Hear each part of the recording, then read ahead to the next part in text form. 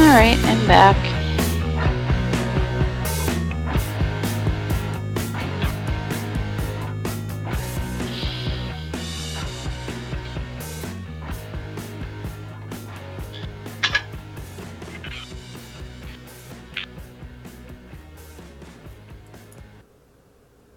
And welcome to episode 21.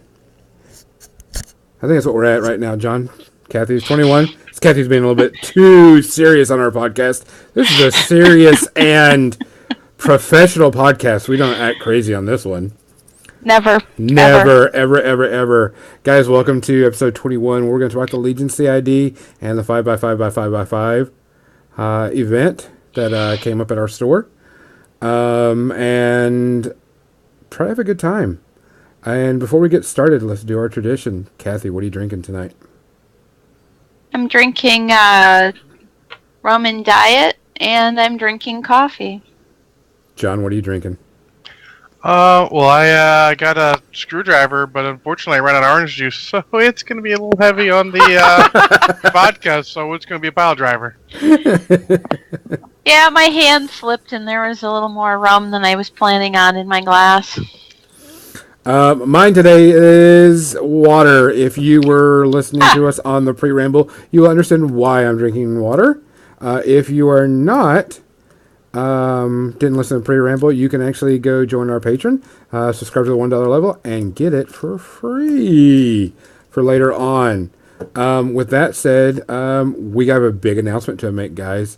I know John kind of hates what I'm doing, and he doesn't want to do it, but John has graciously decided that if we get one person, and I said one person to subscribe at the $20 level, or more, we're not limiting it. No, we're not limiting it. I did not limit it to one person, but all we need is one person, and you can set how many times you want to donate on there. We just need one person to donate, and probably our first episode in February, John will sing "You Got the Touch" from the Transformers soundtrack. More specifically, it's one person donating at the $20 level. Yes. And then John will be happy to make a fool of himself, as I did last week. So, well, I figured you didn't lower the bar for musical performances enough. I need to set that shit even lower, so Gonzo feels amazed balls when he has to do it. Yeah, next after John does his, my month will come up and I will do something stupid, fun, whatever it is. So John, you and I need to come up with a song that Gonzo has to do. Wait a minute, I can't come up with a song? I can come up with a rap. I know there's a rap I'd love to do. You can't choose your own song. No, That's not how it's done. I didn't choose my own. You just were like, you should totally do Wild Wild West, and I was wait a minute, okay. you chose yours because you said it on some podcast. No, I never heard of it before you mentioned it. Wow. I had to then go YouTube it so that I could see what I was in for. No fair. Okay, so guys, if you're watching, make sure you do a like and a share and subscribe to our channel. Subscribe to also Facebook. Look it on Facebook. Go to our Facebook page. I'm sorry to interrupt, but Maximum DT goes, Gonzo will sing the song from Fifth Element that the Blue Woman sings. There's actually someone who's actually sang that before, so yeah, that's not going to happen. My God. I'll break things. Come on, Congo. All Star by Smash Mouth? I could do that right now. I know the lyrics. Wait, yeah, right? That's like on Rock Band. So, guys, we could use the help. Make sure you do that. Like I said, we'll get back to it. Likes. Go to our Patreon page. If you see something on there that sounds something really good that you'd like to be a part of, I know the $15 level, where you get a random chance to get a miniature painted by Kathy, is really hot right now because Kathy is an amazing painter. Also, we are going to kind of do some more painting videos. Mostly Kathy yelling at me to paint better. Because that's one of my things to do is to paint better this year. Just kind of improve. And so I'm enlisting the help. And so we're going to be streaming those on Twitch. We're not sure if we're going to do it on a certain day or a certain time. I've got to get with her schedule and see where it goes. Yeah, it may be a random thing because I don't have like every Saturday free. Yeah, and neither do I. I'm going to be going to conventions and stuff. Yeah. But I mean, that's something we want to do, and people have asked for it. So we'll see what we can do there. We're also kind of thinking about adding a $10 level to our patron area, but we're not sure what we're going to do or what it is yet. Follow our Facebook page. I mean, like us on Facebook, More Than Dice podcast, and you'll get notified when we when we warn you that we are going to do those live streaming things. Also, we do have some stuff coming in. My graphic guy is almost done with our stuff, and we'll be having some stuff that we can sell and put together for people. Also, if you won something, if you won a prize from us, last week, you should have got an email from our sponsor, Broken Egg Games, right over there. Let's see, yep, there it is. Yeah. And you can get that from them. There's like something you have to fill out and email and stuff. Check your emails. Enter Sandman. Ooh. That was Kirk Beck on Facebook thought that. That's not a bad idea, Kirk. That's a good one. Yeah. I need to go and need to get the Facebook comments on here because they're not showing up. So I feel like I'd like to hear Gonzo do Down with the Sickness. I know that one too. I don't know. Richard Cheese already did the perfect version of that. Oh. If he did it like that, I'd love that. I don't think I can handle that one. I'd probably die. I'm sure I could do a bunch of stuff just kind of silly, stupid. Other than that, just kind of look at stuff, try to get things going.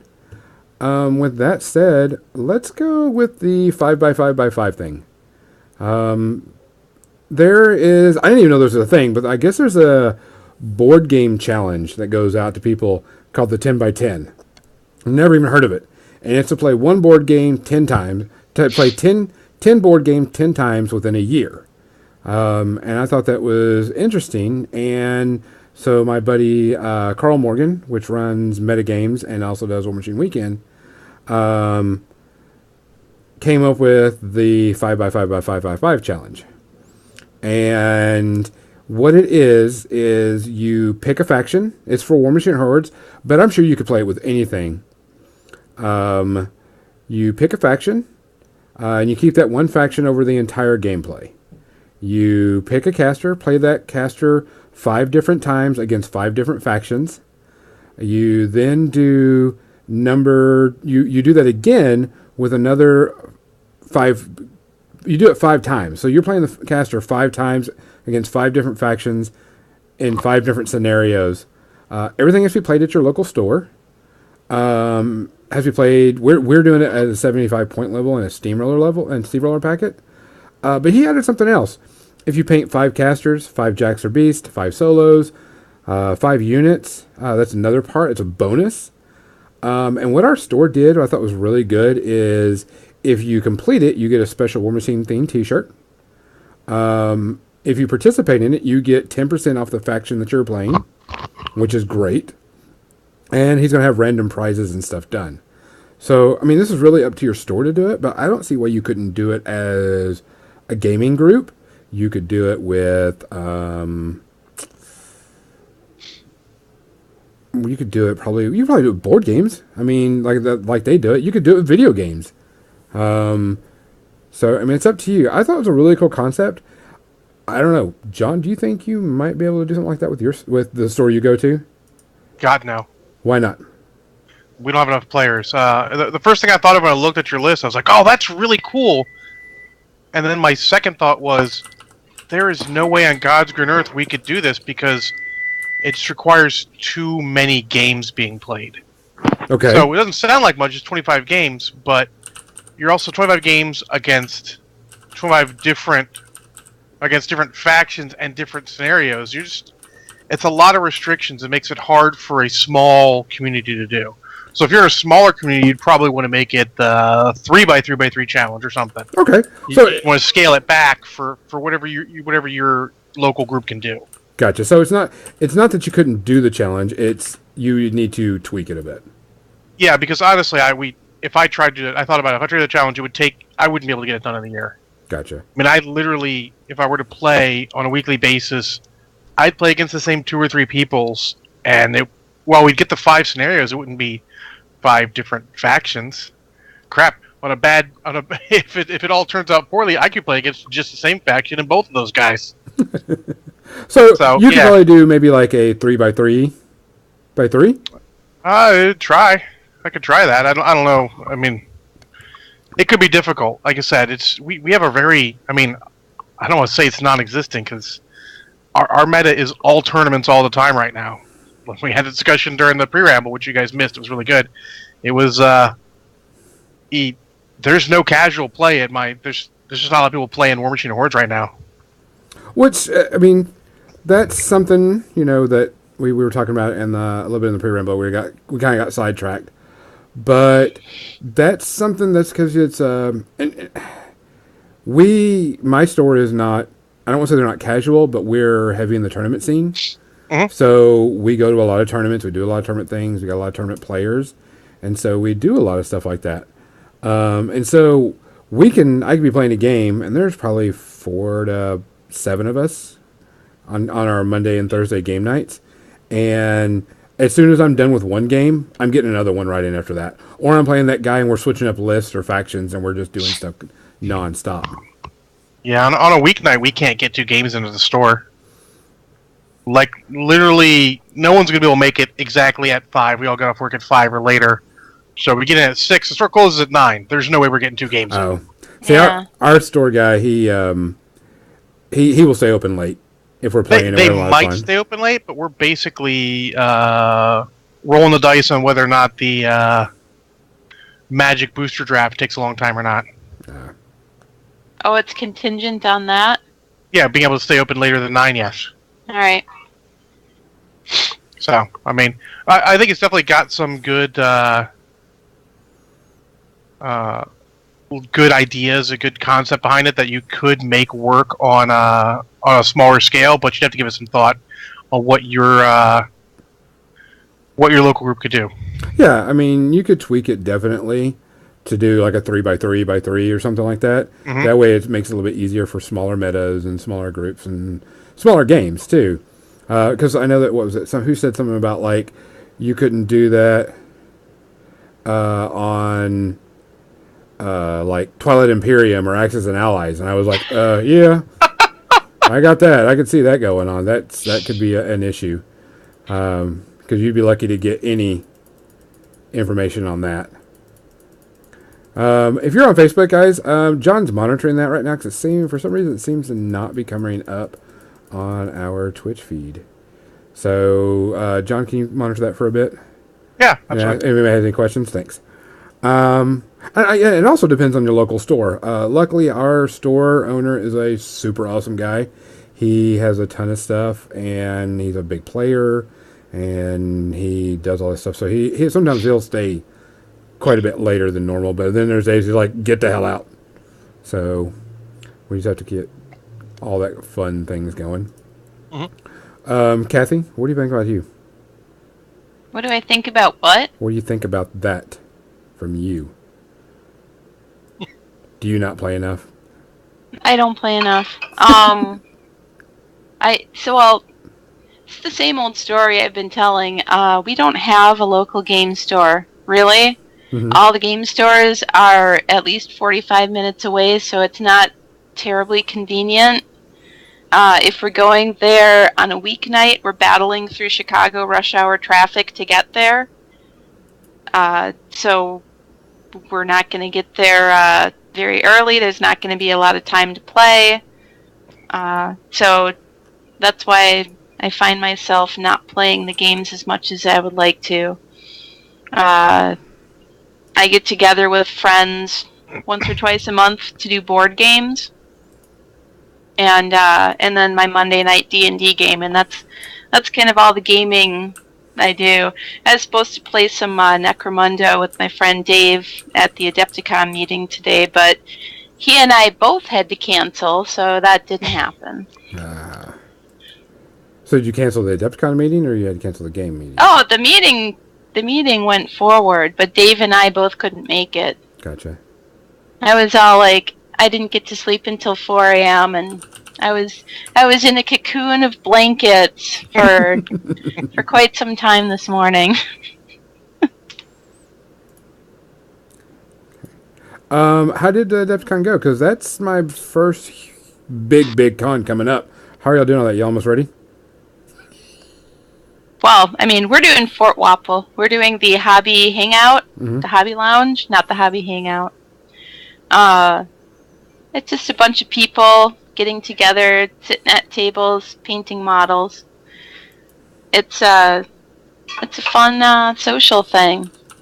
You know, the painters aren't there to play games. It's predominantly a gaming convention, so it gives the painters something to do when they're not teaching seminars, or when they're not taking seminars, or when they're done entering their miniatures in the painting competition, the crystal brush painting competition. They can come and sit down at the table and hang out with other painters and just sit and work on their projects. And, you know, we get people who are coming in, sitting down and putting the last touches on their, on their War Machine stuff for the tournament, or they're putting their finishing touches on their 40K stuff for the 40K tournament. So it's not just, the competition painters that are coming over to the Hobby Lounge to paint. It's anybody. I have a friend who's bringing his daughter out to paint on Saturday morning. So it's fun atmosphere. It's social.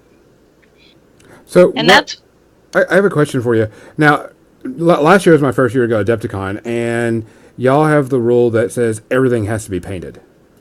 For whatever game you're playing, it can't be anything but painted miniatures. How did that come about? I know we're kind of breaking away, but I've just been kind of curious. I always figured that was up to whoever's running that particular tournament, because it's not, the tournaments aren't, Adepticon coming up with all the rules. It's the person running the tournament. So the guy running the War Machine tournament makes up his rules. The guy running the 40K tournament is making up his rules, but they do have certain requirements. And if you're looking for soft scores, best painted is one of the things a lot of people like to work towards. Mm-hmm. And they do require the 3-color minimum.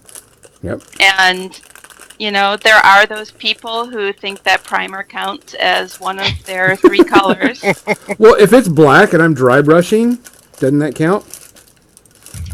I don't even know what you mean. If it's black primer and I'm dry brushing it metal, does that count as 2? No. Okay, dang it. No, that counts as shaded metal. Shaded metal. Which I don't have a problem with. Someone that asked me that, and I was like, I'm sure it's just because that's just the way that they have it. And I didn't know if it's like something came up or whatever. It's often just for soft scores. I mean, people. It's actually a rule. It is actually a rule. At them. Anyone who's running a tournament, all the models have got to be painted. That's an Adepticon rule since day one. Yep. I don't know where it came from myself, even though I was around when Adepticon came out. It was just one of those things they decided. I think they just wanted to be good ambassadors of the hobby. Having this con, everyone's coming out. Well, yeah, I mean, things do look cooler when they're all painted. That's no doubt. Absolutely.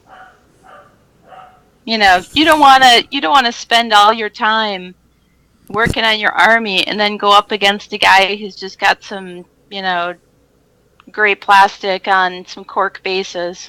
John. I mean, that's fine. My guys aren't on cork bases. That's fine at the game store. When you're just doing a casual game, I have no problem playing against somebody whose stuff isn't painted, because my stuff is often in various stages of being painted. Because if I'm excited to play a game and I get all the models, I want to spend time painting them. I don't want to just whip 3 colors onto it and call it done and do a dip. Mm-hmm. That's not how I paint. So if I spend all my time painting, then I lose the enthusiasm for actually playing. So what I do is I pin my models to the bases. I don't glue them. So I can take them off and paint them, and then I can put them back on the base and play with them. So I can play while they're not painted yet and then still be working on it, and it's kind of a circular process. My enthusiasm for playing the game feeds my desire to paint the models, and vice versa. Yeah, I have no problem with a convention requiring all painted models. That's cool. If a local store required it, I would tell those guys to go fuck themselves. Yeah, I agree. Didn't they used to require that at Games Workshop stores where you A long time ago. play on their tables? Your stuff had to all be painted.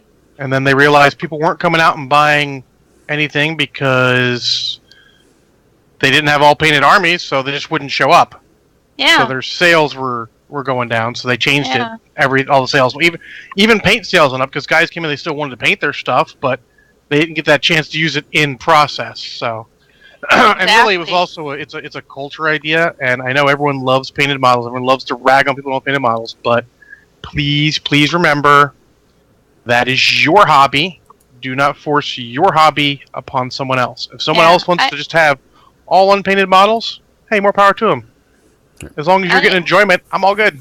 I have played some of the most fun games against people who had their plastic models on cork bases, and I'm fine with that, It's just not going to happen at a tournament. At a con, I have no problem. At a tournament, I have no problem that being a requirement. That's the next level of play. Yeah, it's not... But I would never rag on somebody, except for you, about not painting their models, because I realize that some people, it's the passion of playing the game, it's the strategy, it's the mechanics.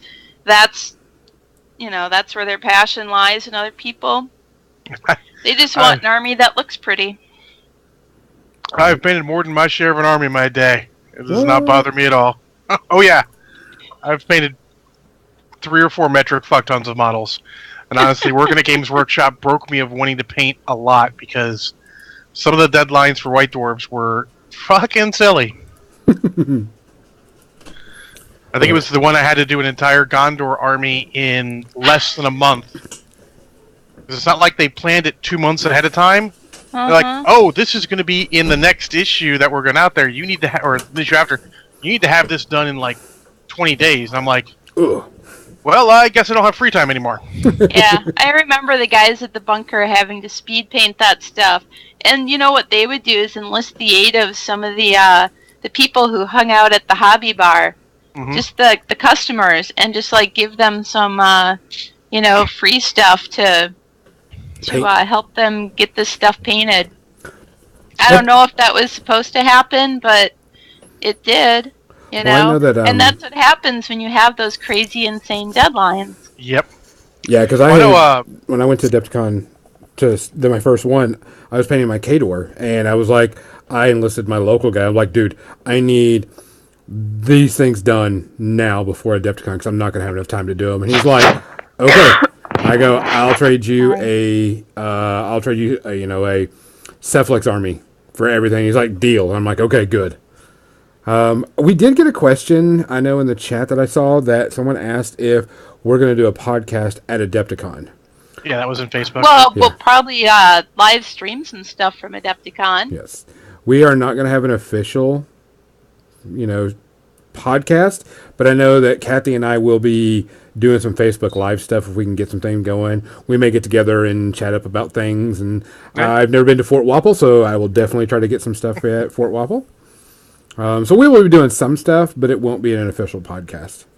Yeah, I would like to do some demos. I know there's companies that are releasing new games there. Mm-hmm. That seems to be a thing over the last few years, that it's kind of a destination for companies to release new stuff, and for new companies to, like, I remember the year Arena Rex was there, and that was their debut. Yep. Mm-hmm. And so this year, what I'd like to do is go around and do demos and live stream some of these demos, or at least record some of these demos to put up on the Facebook page later. Oh yeah. All right. Let's go ahead and go with Adepticon is what, March 23rd? It's that weekend. Yeah. It's spring break for me, so I don't have to do anything. I think I'm in the wrong field. I get that all the time. So let's go and let's start with the Legion CID. This came out this week, and of course, this is all stuff that we're just going to have to kind of look at and kind of just toss out the window later because we know everything's going to change. But there's definitely some stuff that's going to change from what's here. We're only going to hit the models that had major changes. So if you've got the PDF pulled up, so you can see the changes, just follow along with us. We'll start at the very beginning. And John, I'll let you be in charge of that, and I'll just add commentary. You got it pulled up? You didn't even send it to me. What makes you think I have it on hand? What? You're not part of the CID? I am. I just don't. I don't even know what the CID is. How to be blunt about it? I don't fucking care about Legion. But no, I have it up right now. Okay. CID, Kathy, and you're, like I said, you're not part of the rules part of everything. Like you know, we weren't expecting that. That's not what we expect from y'all, or you, I should say. CID is community integrated development. What Privateer Press does is they bring out a section of models from a faction and said, "Here, guys, this is what we're thinking about changing this model to. Test it out. Let us know what you think." Sort of like beta testing for their game. Which is cool. I don't mind that. Some people say it's kind of lazy of them, but, well, I would rather see that than just to go, "Here, guys, you got it." Is it lazy, or is it a way to get models to come out in a reasonable amount of time? Could be either way. Yeah. Could be anything. Erica has asked for some tips on painting, I guess, people like flesh tones. So, Kathy, maybe later on, before we get done, maybe you can give her some hints on that. You know, we could do, that could be one of our live stream sessions. Could be. Doing some flesh tones. All right, well, let's look that up. There'll be another one. Put that on the docket, write it down. Gonzo, Kathy, paint flesh. John, go ahead. What's our first model we're talking about? It would be Absolunia Terror of Everblight. Okay. And it looks like they just changed a couple things. They changed her feet.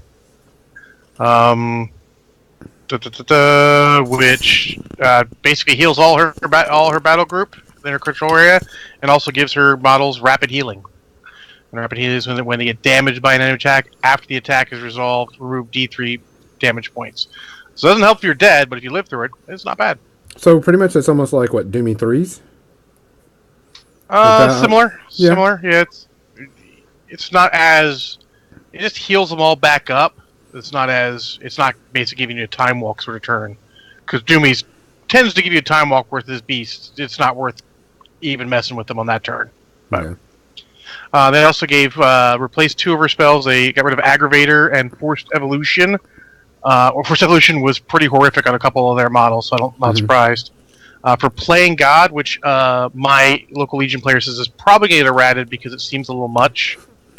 Yeah. And that basically, you put on a model on a War Beast, and they get to use her spontaneous mutations, which requires you to spend Fury, so I'm sure it's going to have to be errated, so I think they have to force to get them, which is fine there. Yeah. But it also lets her transfer to that War Beast without spending Fury. He thinks that part's going to get errated. I don't actually think it's broken, but because they are still taking damage, I don't really care if you can send it to them as much as you want. They're eventually going to die. Eventually. Yeah. Or and that then, beast is. Yeah. And then they also gave her Refuge, which is a spell that's all over the place. And pretty solid in a faction with a bunch of guys with range attacks.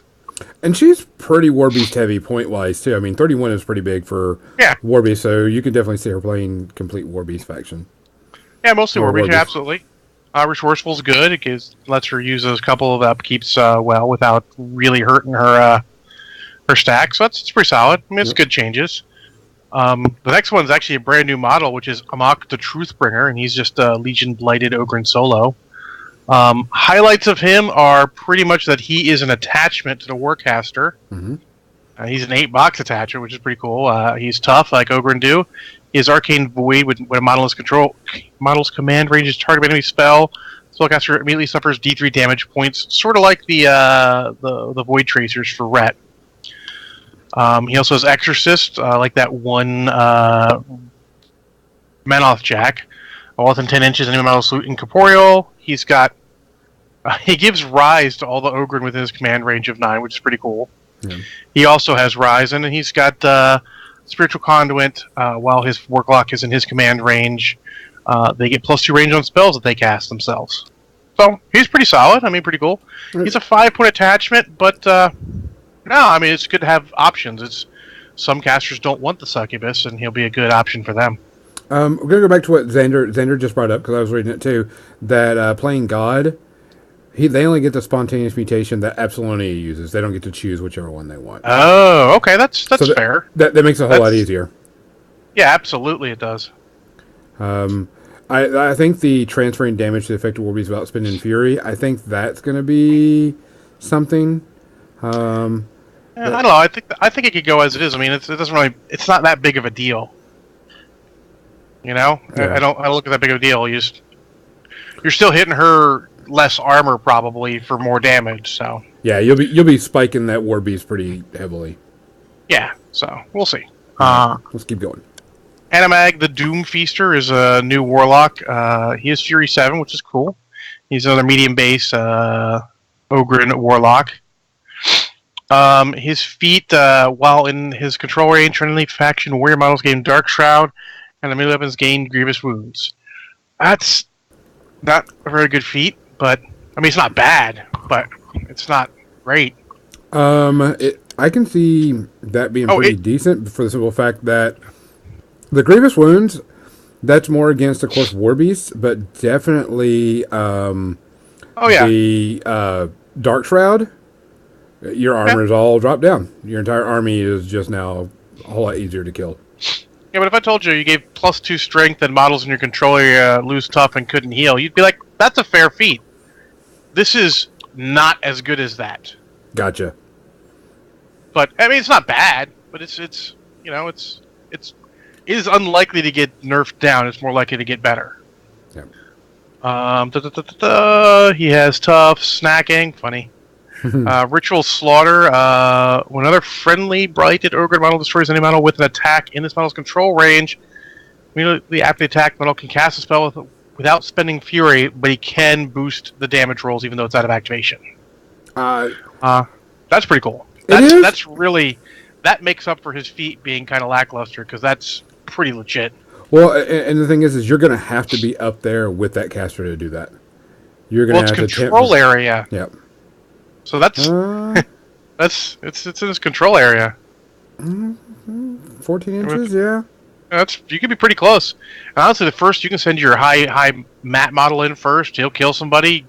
Then you pop Carnage for free, so that now everyone else gets a bonus. And then you maybe follow up with Gallows if you want to get something closer, so they can attack it again. He's got Hex Blast as a good spell. A new spell called Fury Strength, which is basically +2 strength to a warrior model unit upkeep, which is pretty cool. And then Bond of Gristle and Bone, which is basically it's +2 armor and feign death on an upkeep spell. A warrior model again. So he's all about warrior models. He's going to be interesting to see if he shows up in Legion, because they're not very warrior model-y. Well, I think that's the reason also why this is all the Blighted Ogre stuff, because all of their stuff is getting changed. Oh yeah, absolutely. But yeah, it's a little interesting to see that it's very warrior, like almost entirely warrior model oriented in a faction that isn't known for using them. Correct. They're typically a Warbeast faction.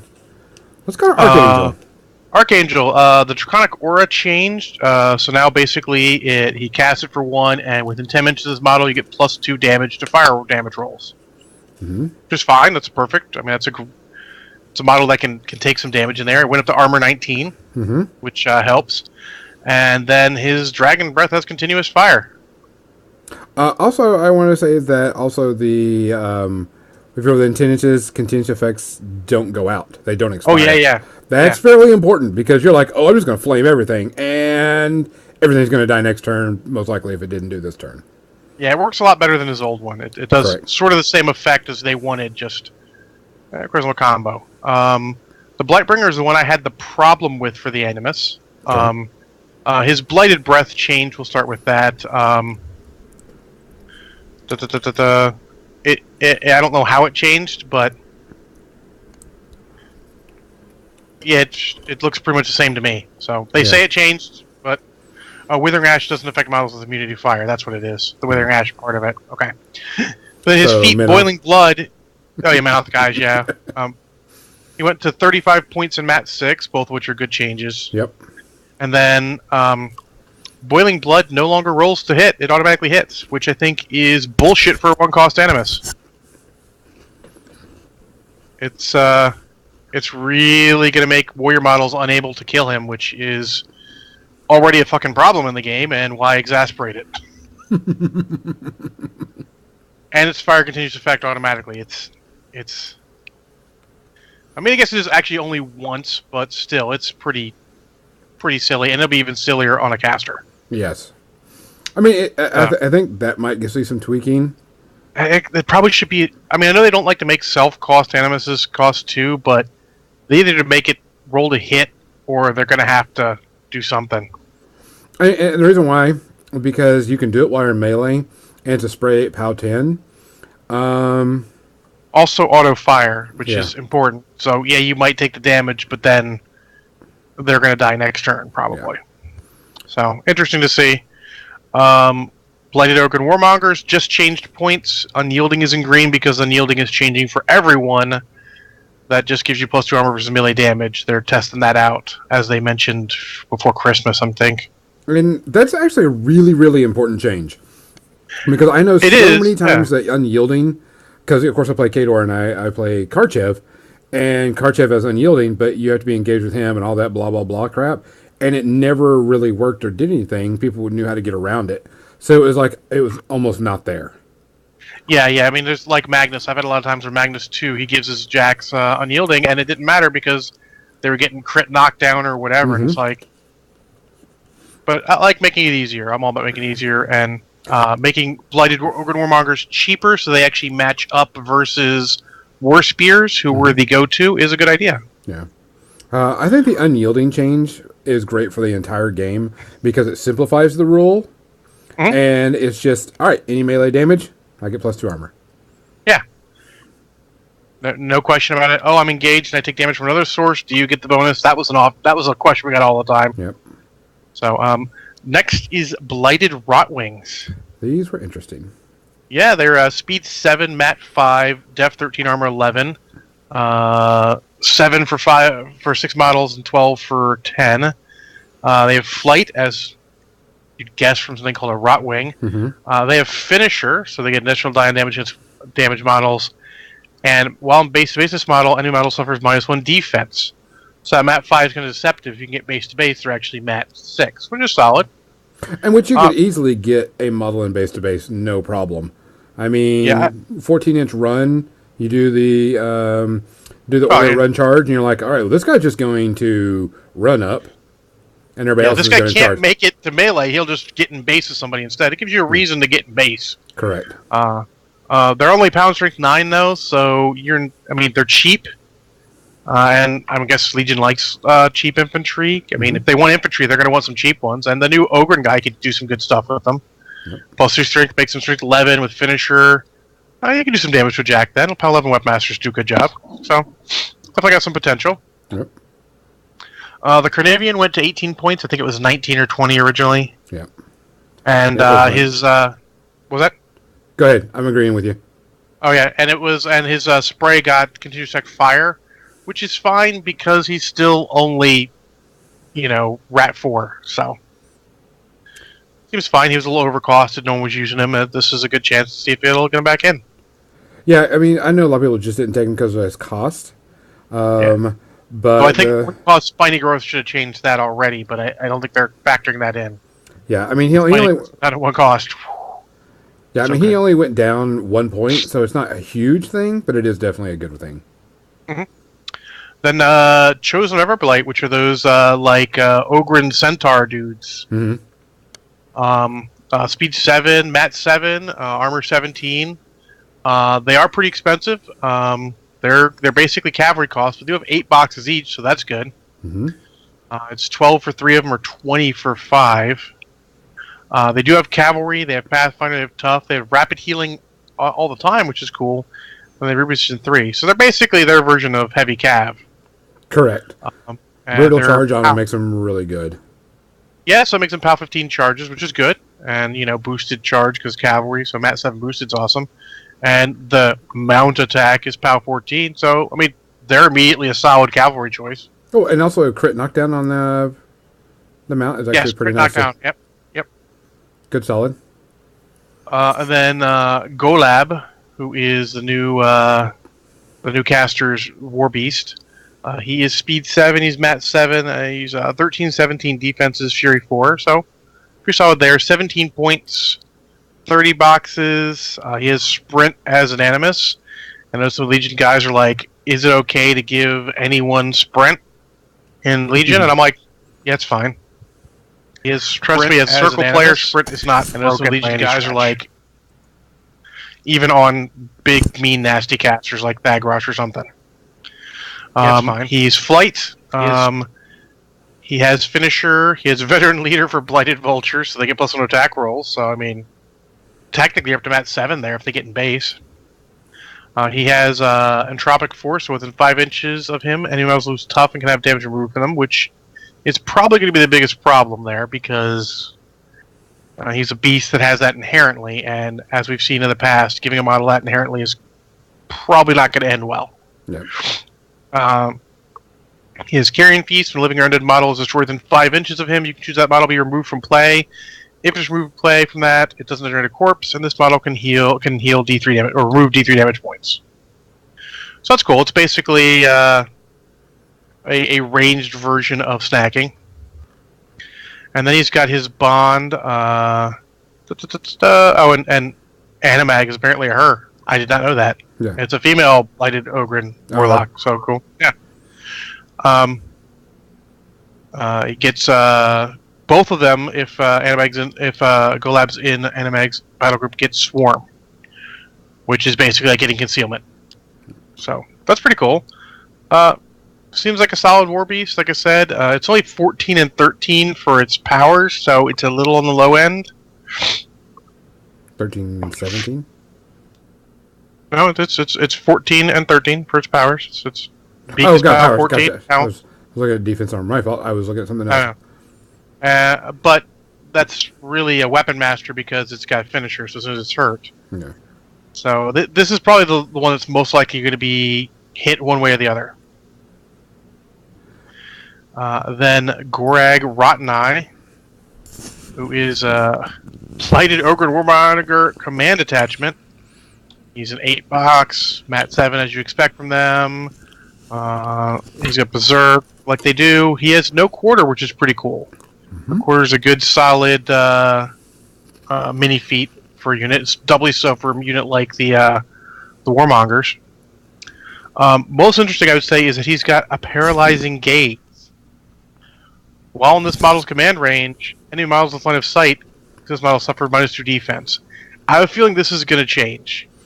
Because letting him just have an 8-inch range, -2 defense, everything, it's probably not going to... you have to take a whole unit to go with him, so it might not change too much. Could be okay. But if I were a betting man, I would bet money on that changing. I can see that going down the range. Yeah. 5 inches, maybe. Yeah.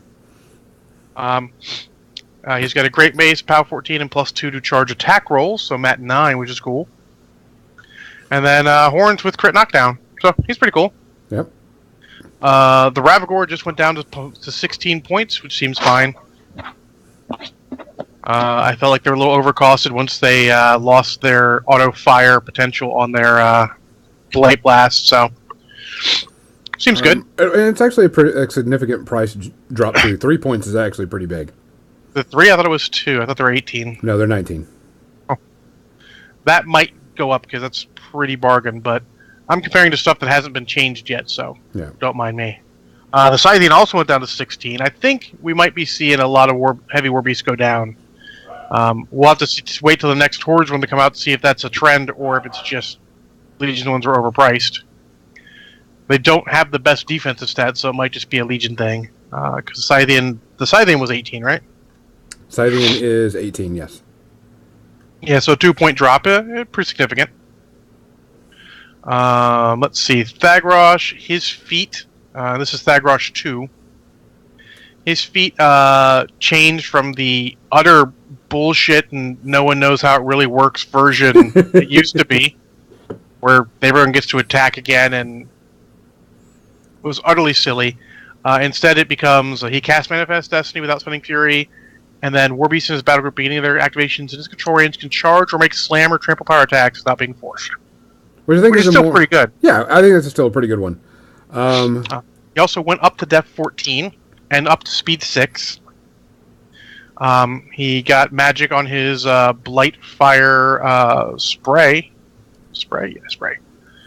And then he got the spell Aggravator instead of one of his spells. I don't remember what spell he lost, but he got Aggravator instead. I'll check that out. Which gives all of his Warbeast hyper aggressive, which is fine. I mean, it's not really a game-breaking spell because it's kind of expensive. Be pretty good on his feet turn because he's getting Manifest Destiny for 3, so it's more likely he can cast it. Yeah. Honestly, if it wasn't for that, I would say it's a wasted spell on him because, except on the really early turns, you're not going to be able to cast that. He doesn't have that much Fury. And then the Warmonger War Chief's on here only because they're changing Unyielding. Correct. The Warspear Chieftain's only on here because the Warspears are on here. And that's the entire CID for them. Overall, I would say it's very positive. I'm very interested to see what gets finally changed, and seems fair. It seems like they've really started to hit their stride with that, and really get some good changes on models. I agree. I talked to my Legion player, and they were like, he's not really worried about it right now. He's like, it's all going to change. I'm not even thinking about it, not even worried about it. It's all changing, so I'm going to wait till it gets closer to the end. I think the only thing that's concerning is that one Animus and point values. But Legion Warbeasts are glass cannons. They hit hard, but they die quickly. So I think also that's going to change. Also, you have to look at the fact that a common Horde's gripe has been that compared to heavy warjacks, Warbeasts have been really sickly expensive. Yes. So it might be a down the line thing, but like I said, we'll have to wait and see. Yeah, definitely have to wait and see. I mean, it's going to be interesting. If you are a Legion player or you guys are Legion players, please go and have them go check out the CID. That's what it's there for, so it can get going. And we can get people to have some decent models. I think one of the reasons why Grimkin is so good and so fun is because of the CID. And that's what I really, really, really appreciate what they did. Some people kind of go, well, that's just us doing their job. I'm like, well, you know what? They have a limited view on their models. And I don't want to say limited as in they only see it one way. It's like beta testing any game. We see everything multiple different ways. And that's what really needs to be done. Because I can look at a game, I'll be playing this game and I'm like, I looked at it whenever when the press gangers around and they gave us the Iron Kingdom stuff to beta test, the role-playing game. And they said, break it. And I was like, okay, what have y'all seen that really needs to go change? And it says, well, we think everything's okay. And so I grabbed my friend and we go, let's find a broken character. And he's like, okay, we'll find a broken character. And so that's when we made the Gobber quad cannon double using, gunsmith or gun guy. I can't remember what the whole package was, but it was like, all right, so this guy can shoot 12 times, reload, and shoot 12 more times in the same turn. And I'm like, that's broken in a role-playing game. That's something that needs to be changed. And Legionnaires has a right. Developers have a vision of what they want, and they see it like this. And so us going in and doing stuff is great, in my opinion. Yeah, and if you want to say it in a way that some of the more negative guys will understand, just tell them, remember, the last time we left it to them to do themselves, Car Sloan got nerfed on release weekend. Because they just didn't think of someone going absolute batshit crazy in one direction. And you have to think of that. And, I mean, this is our way. We can catch things they won't catch. And honestly, you've got a stake in the game now. Yeah. You can help get stuff working, and I love that it doesn't appear that any of my real worries about this have happened. I don't actually see people, poo-pooing things just because they don't like them. They actually seems like they get a lot of good feedback, so that is awesome. Kathy brings up something that says talk about your red flag comment, Kathy. Oh, speaking to game developers, I've known a few that are stymied. The ones that are just starting out. They've got an idea for a game. They've had some play testing, but not enough. And you play the game and you tell them, well, hey, this seems like it's kind of unbalanced right here. And when the guy's response is, well, you're not playing it right. It's not supposed to be played that way. And you're like, well, but it's in the rules. If it's in the rules, then people are going to play it this way. They don't know how you intended it to be played. Yeah. Very much so. Yeah. Rules as intended is a wonderful, wonderful catchphrase that you don't fucking know, unfortunately. You don't know. I mean, it's got to be rules as written, and it's the unfortunate truth of the way things are. I mean, we don't necessarily know the spirit of the game, and some people are, and just because you may actually know the spirit of the game, you might look at a rule and go like, I know how they intend it to work, and you may be 100% correct. But different people see different things and think of it in different ways. That's why we're all great. So don't just expect they're going to read it the same way you read it. They'll read it a different way. They may have a different idea of what the spirit of the game is, and that's why we use rules as written. Yeah, well, the spirit of the game doesn't actually exist. Right. It does, but the only person who knows is the people who made it. Exactly. Correct, but I mean, it goes back to our conversation we had a bit about how Warmahordes is kind of taken the game, and it's not very casual friendly right now. And and I want to take this back. It's not that it's not casual friendly. It's not casual because when I say casual friendly, it's you and I, John, can play a game and we can just have fun and do whatever. That's casual friendly. It's the game's the way it's played is meant to be a competitive style type game. Mm-hmm. So there's a big difference between say casual and casual friendly. You can have a casual friendly game, but we're talking about different ways. We're talking about attitude versus play style. Correct. A casual play style is different than a casual attitude, and that's the wonders of the English language. Yeah, you need a new word for casual. Because someone brought it up, and if you're going to be playing Warmahordes and you're playing a steamroller, you've got this objective, you're doing this, it's a tournament style game. But if you play in some of the leagues or some of the story games, it's a lot of fun. But I think there's a problem with that, and it's not a problem with the game, it's a problem with the people, is some people look at the game and go, oh, either A, I'm going to play tournament style only, or B, I'm going to rig this casual fun event to be the biggest douchey list that can do it so I can win the casual game. Prime example, as everybody knows, excuse me, I run the Old Man Tournament, and it's at War Machine Weekend, and it's a fun type of tournament where you get to do silly stuff, yell at people to get off your lawn, whatever. It's just good, fun, casual stuff. And I purposely don't release the objectives because I don't want someone to build a list to go against all my things. Now, granted, there are some stuff that that's going to happen, but I know that some of the people that are of age would take that list, the objective, and go, okay, I need to have this, this, this, this, this, and this, this, this to win this game, and how I'm going to win it is by doing all of this and bringing the most optimized list. And that's not what the game is supposed to be about. Well, yeah, I told you about the guy who took the journeyman rules and went, I'm going to paint up enough models so that if someone wins every game they're allowed to play, I have that points equal just in painted models.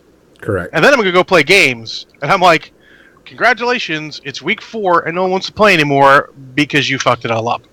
And I've had that happen during Journeyman League, too. Yep. And all you can do is let that guy win, congratulate him, and then change the rules packet. Yep. and privately take him aside and tell him, "You're a douche nuzzle. Don't do this shit again." Yeah. Like I says, Always I private. think it's the spirit. Yes. There's a difference between, like, okay, for that 5x5 and event, he said if you paint, solos, paint 5 solos, you get that points. And I went, okay, I can paint 5 cast imps, which are little bitty, small guys. I can paint 5 of those in like 20 seconds. And I'm like, that gets that done. But I looked at him and says, I'm not going to do that. I'm going to count so many of those cast imps as one solo. Because that's just who I am. I mean, that's just the spirit of who I am. Because, I mean, I could cheese it up and get, all that stuff done. But it's the spirit of the game. And I think that's what a lot of people forget. There's a lot of spirit of the game that you should be playing the game to have fun, because that's the reason why we got into it. And you can still be ultra competitive and still have fun at the game. The goal of you playing the game should be having fun. It should not be to win. Winning is a possible outcome. Definitely, yeah. I was just looking at Xander's comment on Twitch. I miss how Warmahordes used to be the try this army instead of here, let me play my optimized list. And that was making me think of a friend of mine's idea for a tournament. And he's had this idea for a few years, and it's called the Generals Tournament. And essentially, he has enough models where he will make lists for all the different armies in Age of Sigmar, and you are randomly assigned an army in the tournament to play against someone else who's randomly assigned an army. And this shows your generalship and not how you can optimize a list. Because the lists are pre-made by the TO, and each game you play, you're playing a different army. You're not playing the same army for every game of the tournament. And I thought that would be a really fun tournament. Oh, yeah. We tried something like that before where we made everybody else's list. Like, if we would pair people up, and like John would make my list, I would make your list, and you would make John's list. And it couldn't be tournament style, couldn't be tournament mode, couldn't be theme lists, but it had to be a functioning list. You couldn't take a caster that was all beast-centric and give them all troops. It had to be able to be worked. It had to be functional. And when we started doing that, we found out that either A, people were being dicks and making people play stupid shit, or B, no one wanted to play it because they were afraid that that's what was going to happen. See, this is why the Generals Tournament, the way Marty's talking about it, is he's making all the lists himself, randomly assigning them to the players. Yeah. DT comes something with the Who's the Boss. Who's the Boss is actually a really good format. Kathy, do you know what that is? Nuh-uh. Who's the Boss is you build an army, but you don't bring a warcaster. And you get randomly assigned a warcaster within the War Machine and Hordes community. And it's a really fun event, and you can do a lot of cool stuff with it. But and it's really popular. The biggest problem with the event is the models, because there's so many casters and so many things that there's just way too many casters. And also, so if you can get a good Who's the Boss in, people will play it, and you have the models. It's just getting there. Yeah. Also, Crimson brings up a really good solid point. And I've only seen this really with War Machine and Hordes, is two people complain about a fun event. A fun event is a negative thing for a lot of people. Oh, in War that's Machine too Hordes. bad. I agree. I think it's horrible. Because I run, like I said, last year I ran, the Old Man's Tournament, which is just a silly, we drink the entire time we play. People yell out stupid stuff like, get off my lawn. Or I think one year I had it where you had to put it on your death clock, and for 5 minutes of your death clock, you had to talk about how, what's his name? Oh my God, I can't remember the actor's name. Did Face Off and all those. Nicolas Cage. Yeah, Nicolas Cage was the greatest actor and thespian of our time, citing examples, and silly stuff like that. I mean, just things that are stupid. Like I had this last year, I told them they had to go find Will Pagani and tell him his ass looked good in tights, and he had to sign off on it. It's stupid stuff like that. And of course, Wait, was he wearing tights? no, it was just just doing that. But people forget that we can have fun with this game and still be competitive. And I'm surprised because I always heard War Machine Hordes, and I don't want to start anything, but I always heard War Machine Hordes talking about how they were so much friendlier than the 40K players.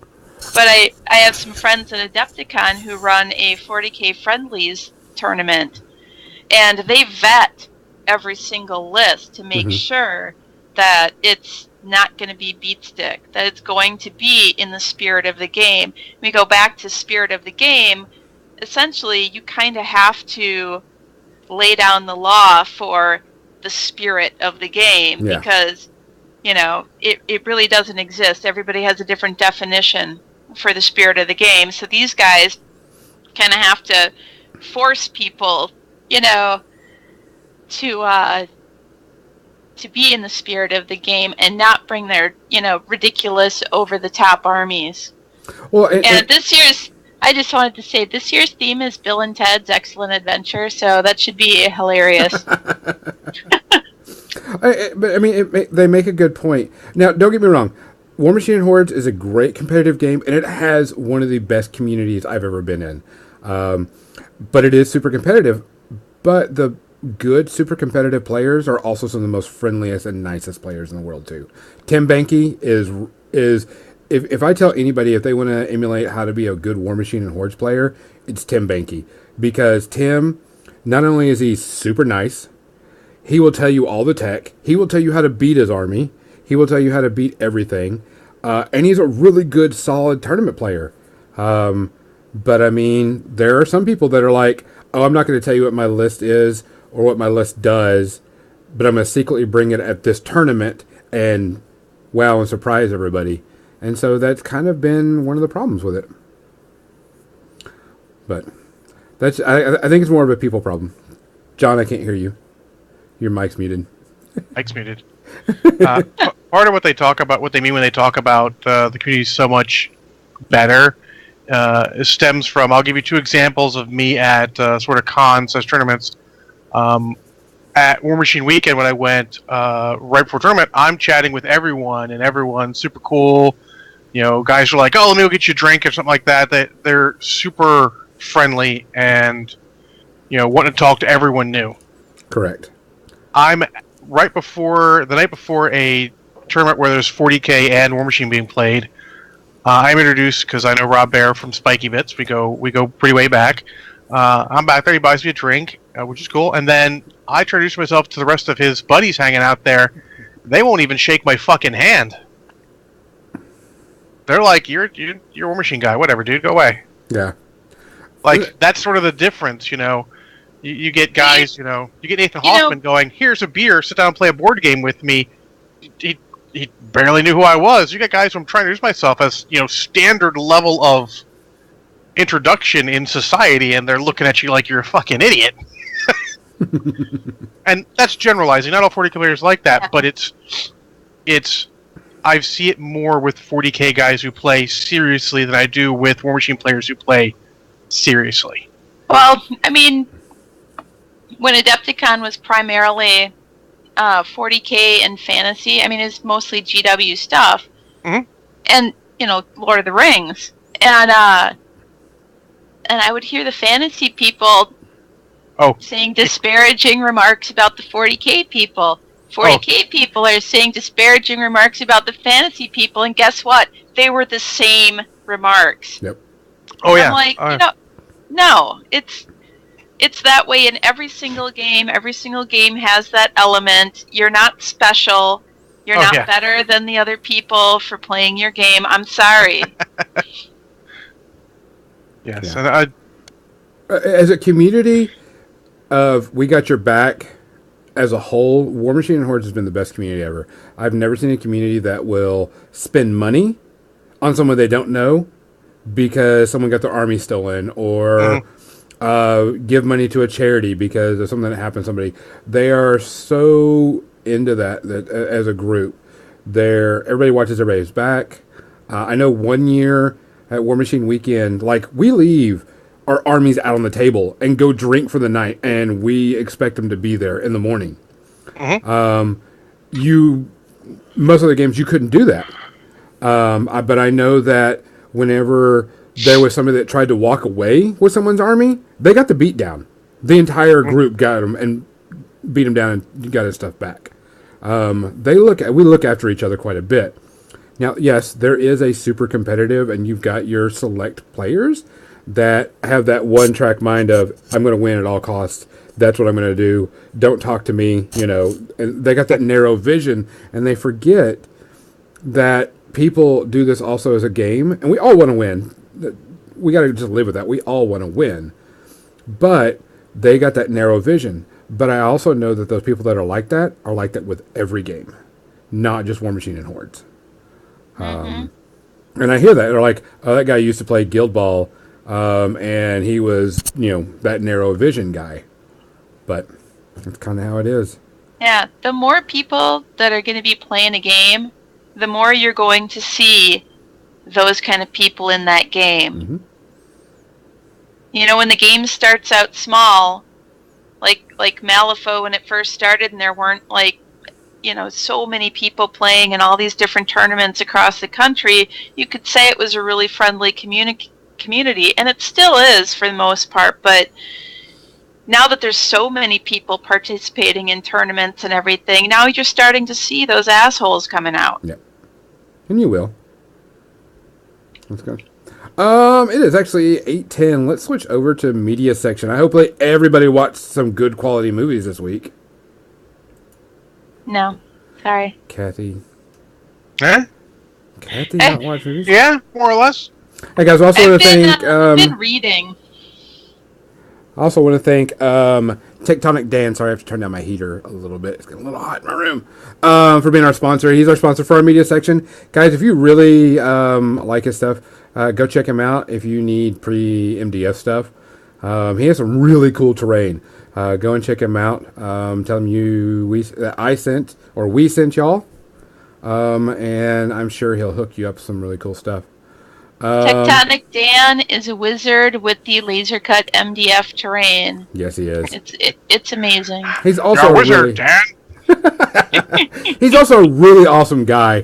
He goes to a lot of conventions, and he'll sit and chat with you and everything. So check him out. He's really, really cool. All right. So I actually watched 5 movies this week. Wow. I'll start with the first one, and then someone else can take up after that. Sure. All right. Everybody cool with that? So I went and pulled out I pulled out a Blu-ray. Didn't like what I was seeing, so I put it on because there was something wrong with my TV. Going back to what we were talking about in the beginning of the show. I put in Harry Potter, the first Harry Potter, and was watching that with Erica, and it was interesting to see that after I've seen everything and see how young he was. It was really, really weird. I was like, okay, this is kind of cool. This is different. This is neat. Wow. He's really, really young. But what I really enjoyed more than anything was asking someone that's a super fan about Harry Potter about things that happen in the Harry Potter universe. Because I don't know a lot about the Harry Potter universe. I just know movies and what people tell me. And it was really, really interesting to hear the behind the scenes of why this character has this and why this character has that, and things that were going on in the movie, of the little Easter egg nuances. Doing it. I'll tell you right now, it still holds up to time. Some of the graphics are a little, you can tell now. You can tell that's because the graphics are just a little outdated. But it was really still a good show. It's still fun to watch Harry Potter. Even though I've seen it millions of times, it was interesting to watch the original Harry Potter and get a good feel. And watch it with somebody that is like a super fan, which was kind of funny. Because, I did all the Harry Potter tests to find out what house I was. And I just did it for fun because I'm not a huge one. Hufflepuff. Are you a Hufflepuff? No, you're a Hufflepuff. Actually, no, I'm a Gryffindor. I'm a Gryffindor too. Which was just funny because one of my kids at school is very, very into Harry Potter. and she wears Harry Potter stuff all the time and reads Harry Potter. And she was like, she's a Hufflepuff, and she was like, "What are you?" And I says, "Well, I did the test, and I don't know how they figure it out. I was just did it for fun, and I'm a Gryffindor." And she goes, "Oh, you're a Gryffindork." I'm like, "Oh, we're gonna go there then, Hufflepuff." And she's like, "Yeah, we are." I says, "All right, you don't get to play Magic at the end of the day today." She's like, "Oh no, I'm sorry," and I'm like, "I'm just kidding." So, Harry Potter, the Sorcerer's Stone, I would probably give it maybe one shot of Kraken. But I mean, that's just because it's dated, but it's still good as a dated movie. Fair enough. Kathy, did you watch anything? Not really. I just watched reruns of Death in Paradise, the British mystery show that takes place in the Caribbean. Never even heard of it. I don't feel I've like never heard of it either. Haven't you? Well, not many people do. I watch way too much British TV, but it's on Netflix. It's called Death in Paradise. It's about a detective from England who gets reassigned to a small island in the Caribbean, and it's kind of like Northern Exposure, where the doctor is a city boy and he goes up and has to have his practice in the wilds of Alaska. Mm-hmm. Yeah, it's kind of in that same vein, but it's funny, it's quirky, and Jim and I will watch it almost every evening until we get through the whole thing. I never even heard of it. I'll have to put that on my queue. You said So, Death in Paradise? Yeah, it's just another one of those British mysteries. I will put it on my queue. All right. John, what's your first one? I can only talk about one because the other one I watched is going to be on the next minis and movies. Okay. Which is Sicario, if anyone's wondering. Uh-oh. I love that movie. Oh. I'm not going to spoil it for what my opinion is, but I actually watched Bright. Funny story. We had really bad ice here Tuesday.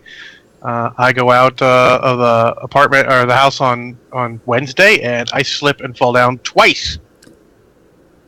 Or go out on Tuesday and slip and fall down twice. I was good that day. The next day, I could not move out of bed, so I just laid in bed and did stuff.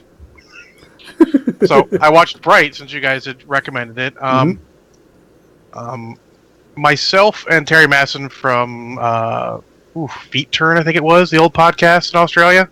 Mm-hmm. We were chatting about it on there. I tried to give any spoilers. I thought it was decent. I thought there were a lot of problems, and I think it feels like they were making a TV series out of it first. They're making a series. Because the way everything's set up, it's set up okay for a series, but for a movie, it's paced like shit. I totally agree. That was exactly how I felt about it. And Will Smith's character is not likable enough through the first part of it. And like I said, the TV series would be okay. There's more room for growth. But in the limited time, they could have given you a little brief intro, then go straight into the call where the wand's there, and that would have been good. That was my main big problem with it, was that, Will Smith's not really fucking likable at all through the beginning of that at all. Yeah. Yeah. But other than that, it was pretty good. I like the idea of it. I also think it'd been much better if they just stopped all fucking pretense and made it a Shadowrun movie. I think that's I'm like sure the whoever has license. Shadowrun is staring at them intently and talking to their lawyer like, how good of a case do we have? Yeah. Because that shit's pretty spot on. I think the reason why there's plenty of other urban fantasy out there, though. Shadowrun does not corner the market on urban fantasy. But No. this is like the feel of it. This is like, oh, you really getting close there, dudes. But remember, there was no cyberpunk in this. There was no cyberpunk in it. That's what really put it apart, and you really can't say it was Shadowrun because there was no cyberpunk in it. But it did have a lot of the feels yet. I agree with you too that I felt that it would make a better TV series, Netflix series, than a movie, and I think there's a lot more that you can do with it as a series. And I'd really love to see it as a series. Yeah, that's what I was thinking too. Yeah, but overall, I thought it was pretty decent. I give it 2 shots of Kraken. The big mistakes in it are big enough to drag it down, but still totally watchable. I'll still watch the second one when it comes out. Oh yeah, 100%. Yeah. Definitely. I'll watch the second one. And I agree with you too. I think it just needed to be a TV series. Yeah, I think a TV series would have been fine. Even the way they'd set it up, it would have been a lot better. Yeah. Even just Agreed. 6 to 8 episodes would have been plenty. I would have liked to have seen more of why the world is the way the world is. Yeah, More and background. I don't That's think you one need more thing that- background. They did just enough that I don't need the background because my mind's going off with it. My imagination's going like, okay, cool. So this, and this. I mean, maybe a couple peaks here or there, but it doesn't. I think they said enough. They cover. mentioned a few things like the orc mentions years ago in like Eastern Europe or something. Yeah. There was something going on, and then they're talking about how they've been on the wrong side for 2,000 years, and so that the world's been like it is for a long time. In that way, it's not like Shadowrun, where all of a sudden you have this awakening, and all of a sudden everybody's changing. And let's say the elephant in the room with this movie is that it is a really thinly veiled social commentary, which is its actual biggest problem. Yeah. It's an analogy for how life is now for certain people, and I don't think it doesn't do it justice. I think by veiling it as thinly as they did and not just sort of sliding the orcs in to be their own, persecuted people. Because, I mean, Will Smith wasn't at all. The Hispanic guy mentioned it, but really, the orc guy is the only guy who got any shit at all. So, I think that really did a disservice rather than adding anything good to it. I think if they would have done it as a TV show, an hour-long TV show, Yep. you would have got more into it. You would have loved it, binge watched it to the end, and it would have been even crazier. Yeah, I guess they're going great. Yeah, I'd still be happy if they do develop a spin-off TV show in the same world, and it doesn't have to have the same main characters even. Yeah, I definitely hope that they do that. I'm looking forward to 2. So that'll be interesting to see where they take it. Because I know a lot of people, like, the critics hated it. They hated it like crazy. And I'm kind of curious what they're going to do if they would take and change the world and story up to change what's going on in the thing. To be honest, though, I think that's more David Ayer than anything else. No offense to him. Having seen 3 movies now with David Ayer, being Fury, Suicide Squad, and this and Suicide Squad are much closer in quality to each other, so I have to think that Fury is an outlier. A movie that was brought up because of its cast and all. And I think it does just be that critics don't like the way he makes movies. Because Suicide Squad got ripped to shreds way more than it deserved, too. I think they just don't like the way he makes movies. Could be. Yeah. I have no clue. I don't know. Well, I don't keep track of all that stuff. Well, Gonzo, aside from one note I want to talk about at some point about movies, you got like 9 minutes and 4 movies. Well, I'm going to make that really easy for you. I watched 4 more Harry Potter movies after that. Fair enough. They all rate pretty much the same. They well, very well. I had to. I painted up a miniature, which, Kathy, I have not finished yet. Let me hear ingredients. This is the miniature that Kathy and I worked on for the podcast. And so I had to paint it up real quick because I already have a Heretic painted up for my personal use because I bought the one that comes in the blister. Woo! Chair just almost broke. And I played with the one that came. I played with the one that's sold separately, not the one that comes in the all-in-one. And so I was painting that up real quick, And while I was painting it, I was like, oh, let's just put on something and just go with it. And so I didn't paint it really quick. I definitely took way too much time on it because Harry Potter 1 came on. And then we skipped 2. We only watched part of 2. Well, it's because Erica was like, I didn't like 2 as much, so we skip to the 3. And see, I'm a big, like, my favorite character of the Harry Potter, I like Luna. Because she's the weirdo. Yeah. Luna's my favorite Potter character. As soon as she came on screen and she did all this weird stuff, and I was like, that's my character, that's me, type thing. And so I just kept on watching it and watching it and watching it and seeing the progression go through it. Because if people know me, I don't sleep on the weekends, hardly ever. I'm up till like 4 o'clock in the morning and then finally go to bed for a few hours and get up and do stuff. So it was just constantly going through it. And so I watched, 4 or 5 Harry Potter movies right in a row. Because it was also funny whenever they went through and it was the Goblet of Fire and, of course, what's his face from Twilight was in it. And I was like, what? That's, it just clicked at so-and-so from Twilight. And I was like, yeah, I think I'm going to go past this part because I don't want to see him. And so I fast forward through that because I just didn't want to deal with it. And of course I wanted to see, the thing about Luna and get to the other meat of it. So, I mean, as a whole, the entire series that I saw and was going through was still really solid.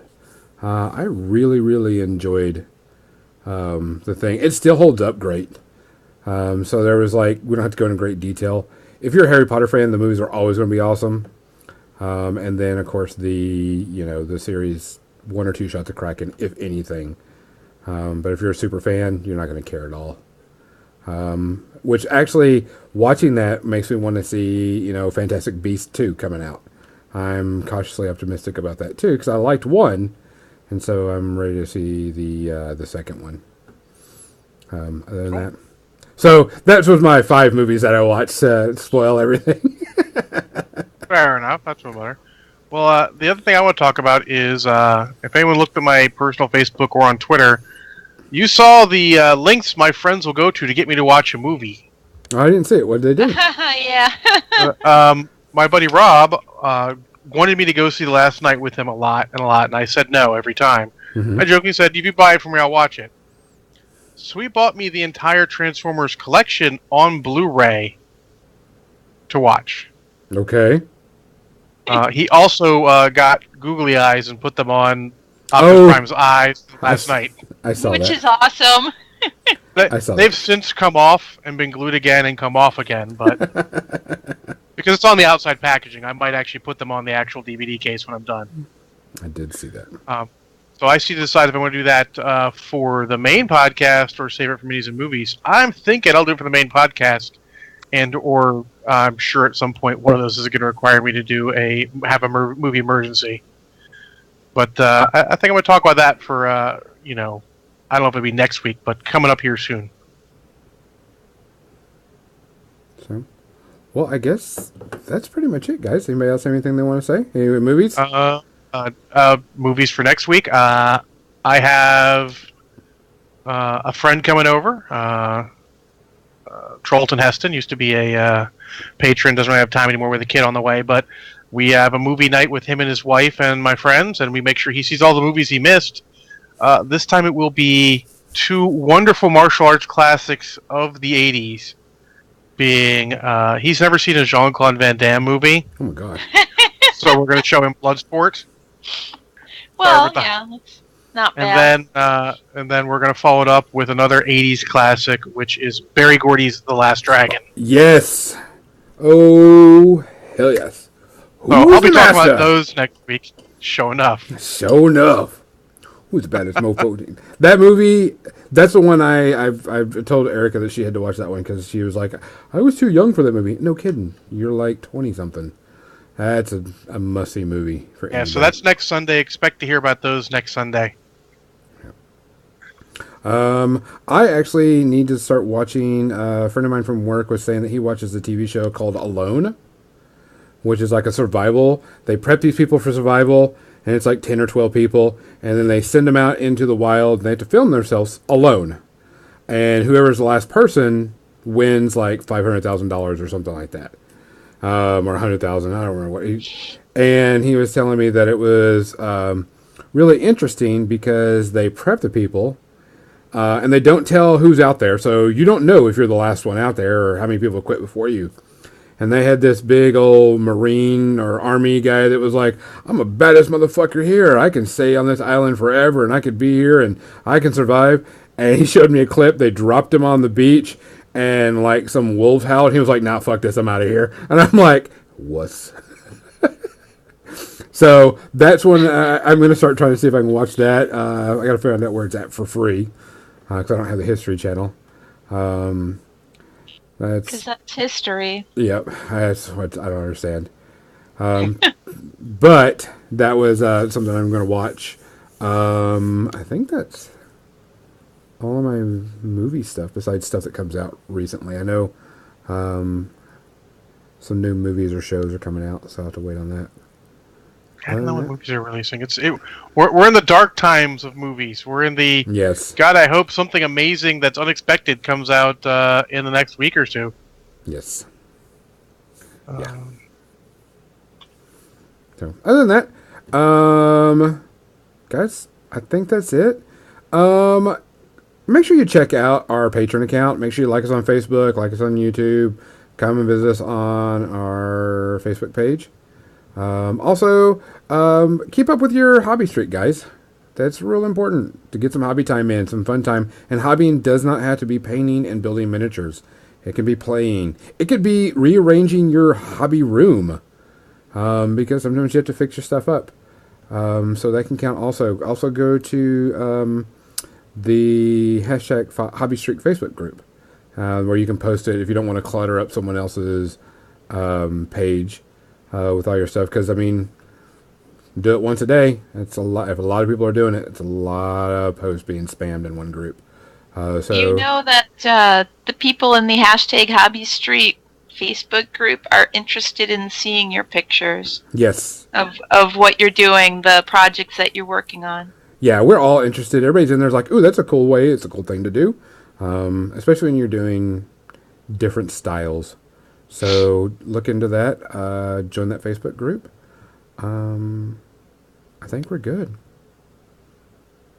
Of course we're good. We're awesome. We're great. Make sure to keep an eye out. Kathy and I will be doing another painting thing, but we're not going to schedule it. We're just going to like, hey, you want to go do this? Yeah. Right. And it may or may not be about painting flesh tones. Yeah, it may or not be. All right, guys. For More Than Dice, I'm Gonzo. I'm Kathy. Same time! Jinx. Eh. Good night, guys. Good night. Now, I have to pee this time because I drink a shit ton of water. Suck it up, Buttercup. I know. I gotta wait till this is over with. I'm already wearing my pajamas. I noticed I've that. been sitting here in my bathrobe all night. Yeah, your Star Trek robe. Yeah. I didn't even get dressed today. Jesus. Oh, slackers. I didn't leave my apartment today or house today. I didn't need to. Good. I wore the robe with the theory that it would be warmer if I could wear a blanket around me. Because damn, it's cold outside.